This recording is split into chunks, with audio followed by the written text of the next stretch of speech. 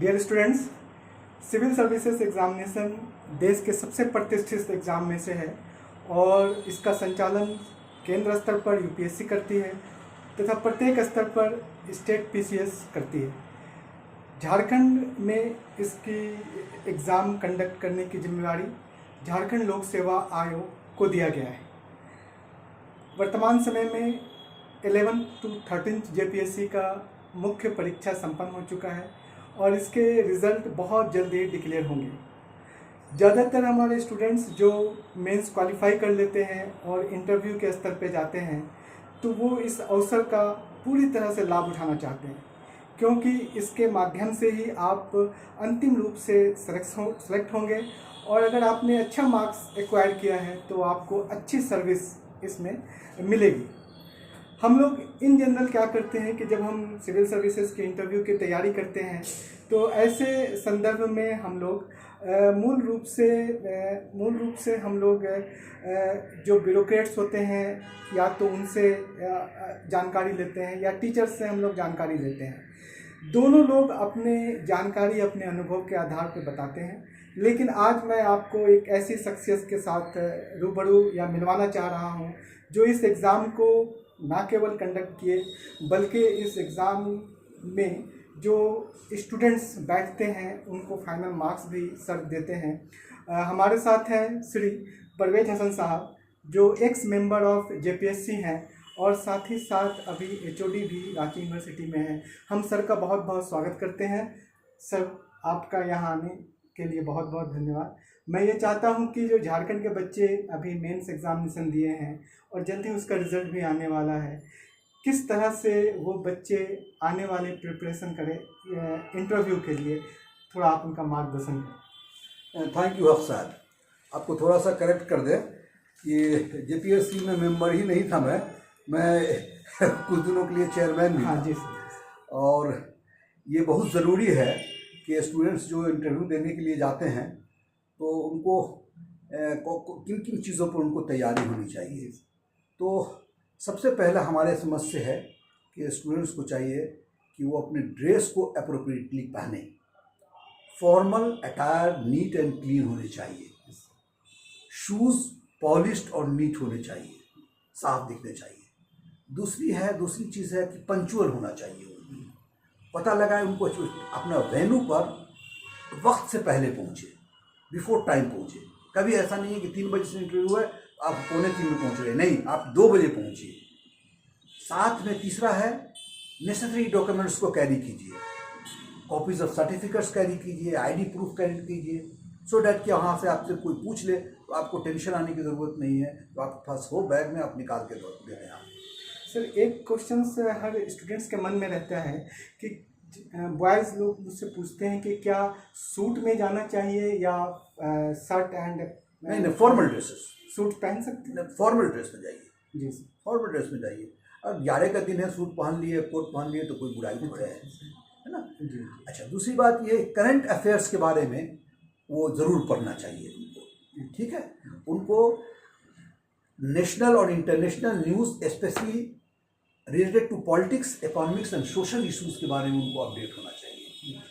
पहले ये है। अच्छा, दूसरा है कि अपने स्टेट के जो स्पेसिफिक आपको अफेयर्स है रिगार्डिंग डेवलपमेंट, उसकी भी जानकारी होनी चाहिए। आप जिस स्टेट के हैं, जैसे हमारे यहाँ मुख्यमंत्री हैं, आपको गवर्नर हैं, इनके क्या स्टेप्स ले रहे हैं, इन्होंने कौन सी नई नई पॉलिसीज़ बनाई है, इसकी जानकारी होनी चाहिए। पॉलिटिकल जो इवेंट्स हो रहे हैं उसकी भी जानकारी बिल्कुल होनी चाहिए। तीसरा चीज़ हम ये बता रहे हैं, नेक्स्ट ये है कि अपने सब्जेक्ट का नॉलेज होना चाहिए।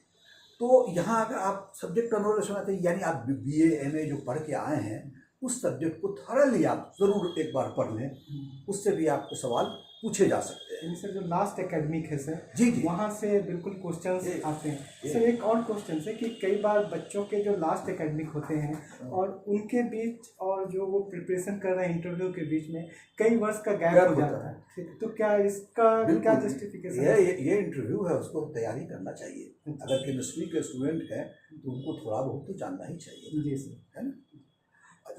हाँ, एक क्वेश्चन सर, कई बार बच्चों का जो है वो ये आता है कि बच्चे ये समझते हैं कि कम्युनिकेशन स्किल का मतलब सिर्फ बोलने की क्षमता है। तो क्या सर यहाँ पे जो आप लोग जब बच्चों को जज करते हैं तो सिर्फ उसकी बोलने की क्षमता से कि और क्या क्या चीज़ उसको देखते हैं? देखिए, जो कम्युनिकेशन होना चाहिए वो एकदम एम्फसाइज होना चाहिए, क्लियर होना चाहिए, आपके बॉडी लैंग्वेज दुरुस्त होनी चाहिए, आई टू आई कांटेक्ट होना चाहिए।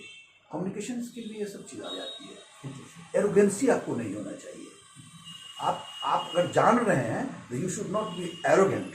आपको एरोगेंट नहीं होना चाहिए, आपको पोलाइट होना चाहिए। अच्छा सर, जैसे कई बार ऐसा भी होता है कि बच्चों को कुछ सिचुएशन बेस्ड क्वेश्चंस पूछे जाते हैं सर, तो उन क्वेश्चंस को क्या वो सॉरी बोल सकते हैं कि उसका एक जवाब उसको देना अनिवार्य है? नहीं, अगर वो नहीं जानते हैं तो सॉरी कह दें। अगर वो जानते हैं, उनको जानना चाहिए ना, इथिकल क्वेश्चंस होने चाहिए कि क्या है। वो जो क्वेश्चन कोई आदमी देता है तो वो तो आपके सराउंडिंग्स में जो घटित होती है उस पर क्वेश्चन देता है ना। जैसे अभी आत्महत्या हो रही है या बहुत सारी चीज़ें लोग कर रहे हैं, त्वरित कार्रवाई करते हुए किसी को गोली मार दे रहे हैं, तो इसकी जानकारी तो होना चाहिए ना कि क्यों ऐसा कर रहे हैं। एक सिचुएशन हो गया, उनको आज कल हो जाके डिप्टी कलेक्टर बनना है या डीएसपी बनना है, अगर वो नहीं जानेंगे तो वो कैसे हैंडल करेंगे? सर एक चीज़ ये भी होता है कि जो बच्चे कई बार इंटर करते हैं और बोर्ड में लेडी मेंबर भी रहते हैं एंड अदर मेंबर्स भी रहते हैं, तो क्या उन सबको एक ही बार विश करना चाहिए या लेडी मेंबर को अलग से? एकदम एक विश काफ़ी होती है। अच्छा, एक विश काफ़ी में ये सबको हम लोग कर देते हैं? बिल्कुल करना चाहिए। सर आप लोग जब किसी भी कैंडिडेट को सेलेक्ट करते हैं तो सर उनके नॉलेज को ज़्यादा वेटेज रहता है कि उनकी ईमानदारी, सत्यनिष्ठा, इन सब चीज़ों पर ज़्यादा? देखिए, ईमानदारी कोई मेजरिंग रॉड तो है नहीं। मेजरिंग रॉड तो न इंटरव्यू बोर्ड के पास होता है न किसी के पास होता है। तो आप किस वे से आप इंटरेक्ट कर रहे हो, आपका अपना सब्जेक्ट नॉलेज क्या है, इथिकल वैल्यूज आपके क्या है, हाउ आप जो है क्वेश्चंस पर कैसे रिएक्ट कर रहे हो, तो इन सब चीज़ों का आधार होता है। जैसे कई बार सर यहाँ ईमानदारी की बात से मैं यहाँ पे पूछना चाह रहा था कि कई बार बोर्ड या आप लोग मेंबर्स को क्वेश्चन पूछते हैं और उसको उत्तर नहीं आ रहा है, आंसर नहीं आ रहा है, लेकिन फिर भी वो उसको घुमा फिरा करके देने का कोशिश कर रहा है, ये सही है? बिल्कुल नहीं। अगर नहीं आता है, देखिए, कभी भी इंटरव्यू बोर्ड को बेवकूफ़ नहीं समझना चाहिए। जो इंटरव्यू ले रहा है वो एकदम आपसे ज़्यादा बुद्धि का है ना, तो उसको कोई बेवकूफ़ नहीं समझ। नहीं जानते हैं आप सॉरी कह के बोलिए, बट आपको जानना भी चाहिए ना। वो क्या जाता है, बहुत सारे ऐसे सवाल होते हैं। अब किसी को कोई गोली मार दिया, आप उसी पर न पूछेगा। स्ट्राइक्स हो गए, उस पर पूछेगा। तो आप बताइए उसका इथिकल मोरल वैल्यू क्या है। आप कल को डिप्टी कलेक्टर बनेंगे, आप कल को डीएसपी बनेंगे, यूपीएससी दे रहे हैं तो आप आईएएस अफसर बनेंगे, तो आपको तो जानना होगा ना। सर एक तो जैसे फाइनल जब जेपीएससी में बच्चे जाते हैं तो क्या उससे पहले उनको मॉक इंटरव्यू की लगातार प्रैक्टिस करनी चाहिए? बिल्कुल मॉक जो है बहुत ज़रूरी है ना। मॉक इंटरव्यू माने, जैसे आप लोग जो इंस्टीट्यूशन चला रहे हैं, आप लोग को भी चाहिए कि मॉक इंटरव्यू कराने, एक बोर्ड कॉन्स्टिट्यूट कीजिए, मॉक इंटरव्यू कराइए, और स्टूडेंट्स को चाहिए कि अपने इंटरव्यूअर से ये पूछ ले, पता लगाए कि उसके कहाँ पर वीक पॉइंट है जहाँ वो इम्प्रूव करे।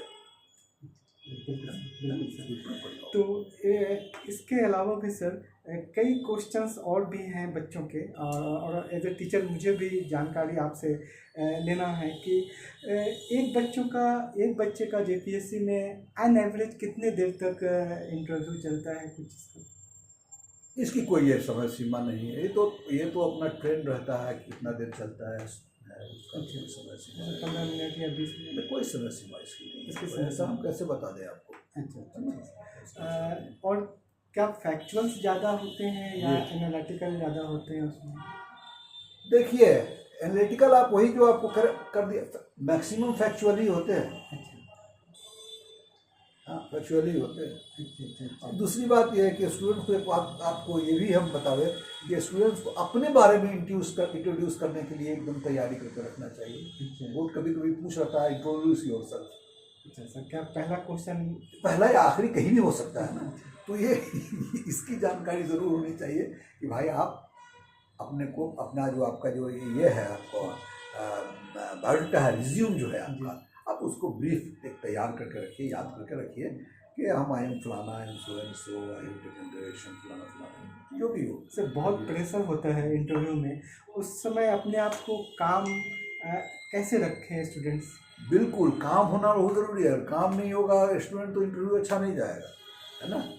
तो अब वो स्ट्रेस मैनेजमेंट करके जाए, स्ट्रेस मैनेजमेंट के बहुत सारे उपाय हैं, करके जाए, डीप ब्रीदिंग करके जाए, ब्रीथ छोड़ के जाए, योगा करके जाए, मुसलमान है तो नमाज पढ़ के जाए, है ना। तो सवाल ये है कि वो अपने आप को स्ट्रेस मैनेजमेंट कर ले, है ना। जी जी, कि मतलब हाँ, स्ट्रेस नहीं रहे। हमारा काम कर्म है और बाकी जो रिजल्ट जो है वो ऊपर वाले के हाथ में है।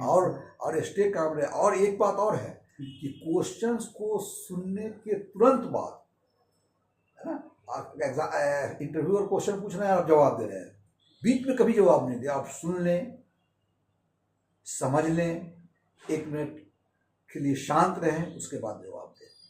अच्छा सर, कभी कभी क्या आप लोग भी स्टूडेंट को ये मौका देते हैं कि हमसे भी कोई क्वेश्चन पूछना है? देखिए, ये डिपेंड करता है बोर्ड पर, उसके लिए भी स्टूडेंट्स को तैयार होना चाहिए, है ना, कि नहीं कि इस तरह किसी ने बोर्ड में अगर कह दिया कि भाई अगर आप हमसे कोई पूछना चाहते हो तो आप एक आध क्वेश्चन आपको तैयार रखने चाहिए।